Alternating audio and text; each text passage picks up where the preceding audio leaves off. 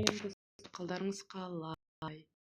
Менің қолымнан жасалған қолөнер, кестемен тоқу кестелеп, мынандай картинамыз бар. Одан кейін барыстың картинасы бар, үйде кестелеп тоқылған 5D картина. Одан кейін бізде аттың картинасы бар.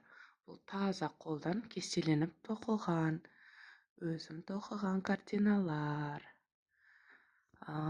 И мынау Алла деген жазу өте керемет, өте әдемі. Одан кейін мына картинамыз бар, үйдің картинасы. Бұл енді моншақпен тоқылған картина.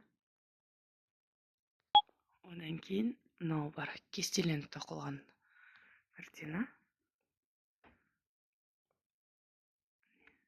Көрініп тұрған шығар сіздерге кестеленгендері.